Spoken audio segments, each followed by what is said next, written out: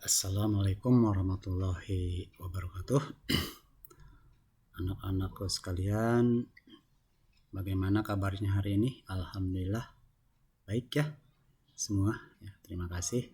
Kita semua dalam keadaan sehat dan walafiat sehingga kita bisa bertemu lagi ya di pelajaran pendidikan agama Islam. Baik anak-anakku sekalian, sebelum saya menyajikan materi ya seperti biasa, mari kita awali pembelajaran ini dengan membacakan doa terlebih dahulu ya. Baik, kita baca doa sebelum belajar bersama-sama. Bismillahirrahmanirrahim. Rabbi zidni ilman warzuqni fahman waj'alni minas sholihin. Alhamdulillah, doa sudah kita bacakan bersama-sama. Mudah-mudahan kita semua pada hari ini ya diberikan kelancaran dalam mengikuti pembelajaran atau materi yang akan disampaikan pada hari ini.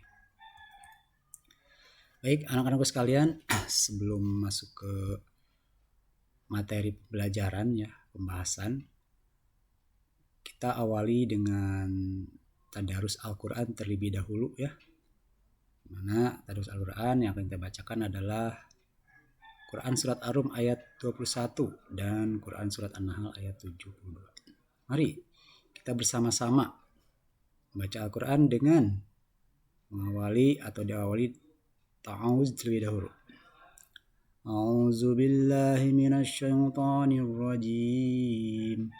Bismillahirrahmanirrahim.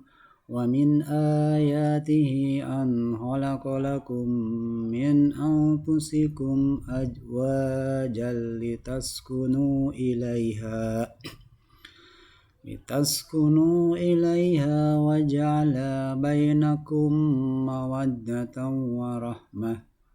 Inna fi zalika laayatil liqaumin yatafakkarun. Wallahu ja'ala lakum min anfusikum azwajan wa ja'ala lakum min azwajikum baina wa hafajatan wa razaqakum minat thayyibat. Apabil batili yu'minuna wa bi ni'matillahi hum yakfurun. Shadaqallahul azim.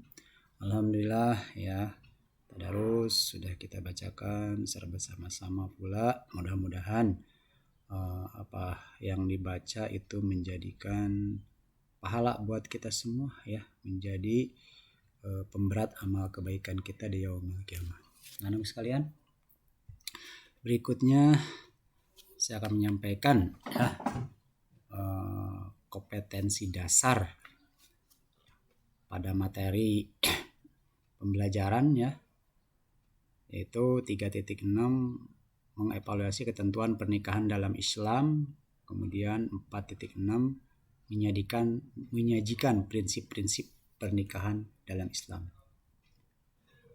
Berikutnya indikator ya, 3.61 menjelaskan pengertian nikah menurut Islam, 3.6.2 memerincikan persiapan menikah, 3.6.3 menafsirkan dalil nakli tentang anjuran menikah, 3.6.4 menyimpulkan tujuan pernikahan dalam Islam, 3.6.5 mengategorikan wanita-wanita yang haram dinikahi.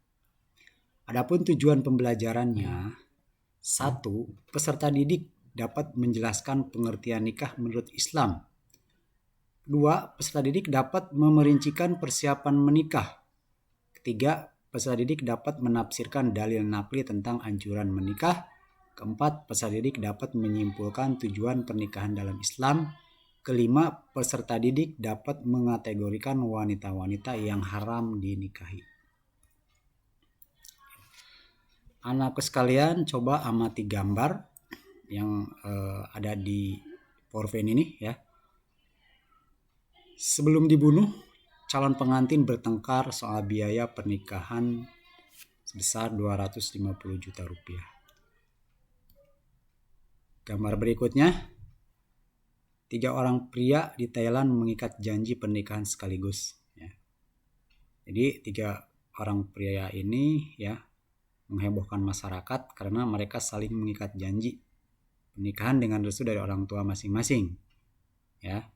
Hubungan ketiga pria tersebut dimulai dari seorang pria yang bekerja sebagai ahli gizi bernama James Kanstong dan seorang pria berusia 20 tahun Non Amsap Chan yang sudah berjalan selama 7 tahun.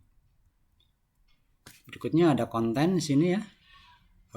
Pernikahan sedarah yang dilakukan kakak dan adik kandung berinisial AN dan FI, keduanya warga Kabupaten Bulukamba, Provinsi Sulawesi Selatan, membuat heboh di kalangan masyarakat. Diketahui keduanya menggelar pernikahan seserahan di sebuah rumah di kawasan Gunung Sari, Kecamatan Balikpapan Selatan, Kota Balikpapan, Kalimantan Timur. Sekretaris Majelis Ulama Indonesia atau MUI Kota Balikpapan HM Jailani mengatakan pernikahan sedarah yang dilakukan kakak adik tersebut haram hukumnya dalam perspektif agama Islam. Nah, setelah mengamati gambar ya, nanti silahkan kalian ya kalau ada yang ingin tanyakan mengenai konsep atau kalimat yang ditemukan dalam proses pengamatan tersebut, kemudian silahkan menyampaikan pertanyaan. Dari si kalian melakukan pengamatan tentang berita tadi ya, dapat berupa tulisan atau menuliskan sebagai bahan permasalahan untuk dijawab secara bersama. Kemudian setiap kelompok melakukan presentasi secara bergiliran. Kelompok yang tidak bertugas berpresentasi diminta menyimak, menanggapi, bertanya, dan memberikan apresiasi terhadap kelompok yang melakukan presentasi. Kemudian menyimpulkan hasil presentasi masing-masing kelompok secara bersama-sama. Baik, anakku sekalian, mari kita kupas dan kita bahas materi ya. Pertama, ketentuan Islam tentang sebuah pernikahan. Arti pernikahan. Pernikahan itu berasal dari kata dasar nikah ya. Jadi asal katanya nakaha yankihu nikah. Kata nikah memiliki persamaan dengan kata kawin. Menurut bahasa Indonesia, kata nikah berarti berkumpul atau bersatu. Sedangkan menurut Sara, pernikahan adalah suatu akad yang dengannya menghalalkan pergaulan antara seorang laki-laki dan perempuan yang bukan mahramnya sehingga menimbulkan hak dan kewajiban di antara keduanya. Yang berikutnya persiapan menikah ya. Jadi ada hal-hal yang harus dipersiapkan untuk menuju sebuah pernikahan. Apa yang harus dipersiapkan? Pertama adalah fisik. Fisik harus sehat dan prima. Kemudian mental harus siap menjalani kehidupan bersama. Yang ketiga finansial atau biaya sesuai kemampuan yang dimiliki. Tidak perlu memaksakan diri. Kemudian keempat, ilmu tentang hukum pernikahan, rumah tangga, dan lain-lain. Yang kelima, pasangan yang halal. Calon suami dan calon istri yang akan menikah tidak termasuk mahram. Nah, ini di bawahnya ada skema persiapan untuk menikah ya. Fisik, mental, finansial, ilmu, dan calonnya halal. Berikutnya dasar hukum pernikahan dalam Islam. Jadi Islam mengatur tentang pernikahan ya. Ini dituangkan ya, dijelaskan dalam dalil nakli ya. Dalil nakli itu adalah dalil yang bersumber dari Al-Quran atau hadis ya. Nah, adapun dasar hukum sebuah pernikahan di sini adalah pertama Quran surat An-Nahl ayat 72 dan yang kedua Quran surat Al-Rum ayat 21 ya. Surat Ar-Rum ayat 21 berbunyi wa min ayatihi an khalaqalakum min anfusikum azwajal litaskunu ilaiha wa ja'ala bainakum mawaddatan wa rahmah inna fi zalika laayatil liqaumi yatafakkarun. Dan di antara tanda-tanda kekuasaannya ialah dia menciptakan untukmu istri-istri dari jenismu sendiri supaya kamu cenderung dan merasa tentram kepadanya, dan dijadikannya di antaramu rasa kasih sayang. Sesungguhnya pada yang demikian itu benar-benar terdapat tanda-tanda bagi kaum yang berpikir. Berikutnya, anakku sekalian, tujuan nikah ya. Secara umum, tujuan pernikahan dalam Islam adalah pertama memperoleh kebahagiaan dan ketenangan hidup atau sakinah ya. Kemudian yang kedua membina rasa cinta dan kasih sayang. Yang ketiga memenuhi kebutuhan seksual yang sah dan diridhoi Allah Subhanahu wa taala. Kemudian melaksanakan perintah Allah Subhanahu wa taala ya. Juga menikah merupakan pelaksanaan perintah Allah Subhanahu wa taala. Yang berikutnya mengikuti sunnah Rasulullah SAW. Jadi menikah itu adalah sunnah Rasulullah SAW, sebagaimana dalam sabda Nabi, an-nikahu sunnati, faman rogiba sunnati falaysa minni. Ya. Nikah itu adalah sunnah, dan barang siapa yang tidak mengikuti sunnahku, maka dia bukan golonganku. Itu yang dikatakan Rasulullah dalam sabdanya. Kemudian yang terakhir, tujuan dari nikah adalah memperoleh keturunan yang sah. Berikutnya ada mahram ya. Mahram atau wanita yang haram untuk dinikahi. Ada mahram selamanya, tidak boleh dinikahi. Pertama, mahram karena nasab ya, atau hubungan darah atau kerabat. Siapa saja? Ada ibu kandung ya, terus ke atas. Kemudian ada anak perempuan kandung, terus ke bawah. Ada saudara perempuan kandung atau sebapak, saudara perempuan bapak atau bibi, saudara perempuan ibu atau bibi, anak-anak perempuan dari saudara-saudara laki-laki atau keponakan, anak-anak perempuan dari saudara perempuan atau keponakan. Berikutnya mahram karena sebab ya. Mahram karena sebab ini pertama karena sebab sepersusuan atau rodoah. Siapa? Yang pertama ibu. Yang kedua saudara perempuan sepersusuan. Yang ketiga bibi karena sepersusuan. Jadi semuanya satu susuan. Kemudian yang kedua karena sebab perkawinan atau musoharoh. Siapa saja? Nah, pertama istri bapak. Kedua ibunya istri atau mertua. Yang ketiga anak tiri yang ibunya telah digauli. Tetapi jika belum digauli dengan istrimu itu dan sudah kamu ceraikan, maka tidak berdosa kamu mengawininya. Atau di sini anak tiri. Kemudian yang keempat istrinya anak kandung atau menantu. Kemudian mahram sementara. Boleh dinikahi jika sebabnya tidak ada atau hilang. Siapa saja? Satu, ada saudara ipar. Jika sudah cerai maka boleh dinikahi. Yang kedua, wanita yang bersuami. Jika sudah cerai maka boleh untuk dinikahi juga. Yang ketiga, menghimpun atau dalam perkawinan dua perempuan yang bersaudara atau berbarengan. Yang keempat, mengumpulkan dalam perkawinan seorang wanita dengan bibinya. Yang kelima, wanita musyrik sampai dia beriman atau masuk Islam. Yang keenam, wanita yang murtad hingga kembali kepada Islam. Anak sekalian, itulah materi pernikahan dalam Islam ya. Kemudian berikutnya ini ada sebuah refleksi ya. Ada sebuah refleksi, jadi nanti peserta didik atau kalian ya diminta untuk menyimpulkan permasalahan dan solusi yang sudah dibahas ya. Kemudian menuliskan tentang materi apa yang sudah dikuasai, kemudian materi apa yang belum dikuasai ya, dan upaya apa untuk menguasainya terhadap yang belum dikuasai tersebut.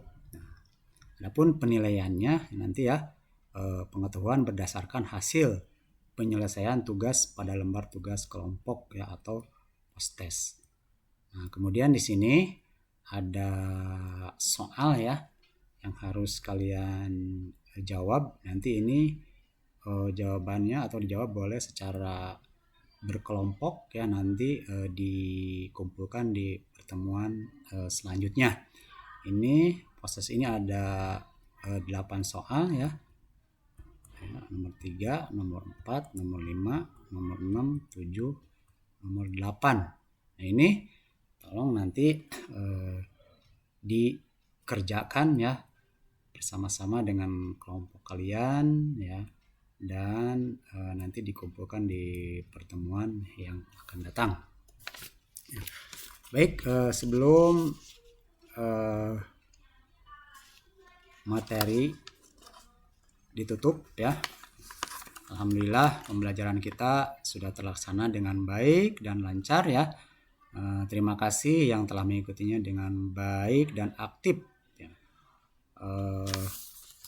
Berikutnya saya akan menyampaikan kesimpulan daripada materi yang disampaikan pada hari ini ya. Pertama, nikah berarti akad ya, yang menghalalkan pergaulan antara laki-laki dan perempuan yang bukan mahramnya, yang menimbulkan hak dan kewajiban masing-masing. Kemudian Al-Quran telah menjelaskan tentang orang-orang ya yang tidak boleh dinikahi atau yang haram untuk dinikahi ya. Wanita yang haram dinikahi disebut juga dengan mahram nikah ya. Kemudian juga ada tahapan-tahapan ya yang harus dipersiapkan dalam rangka menuju sebuah pernikahan. Nah, seperti itu ya anak sekalian. Kemudian untuk pembelajaran berikutnya ya, kita akan menjelaskan terkait tentang hukum pernikahan, kemudian rukun dan syarat pernikahan, hikmah pernikahan, macam-macam pernikahan yang dilarang, dan hak-hak kewajiban suami atau istri. Ya, demikianlah pemaparan materi pada hari ini ya. Mudah-mudahan kita semua dapat mencernanya dengan baik.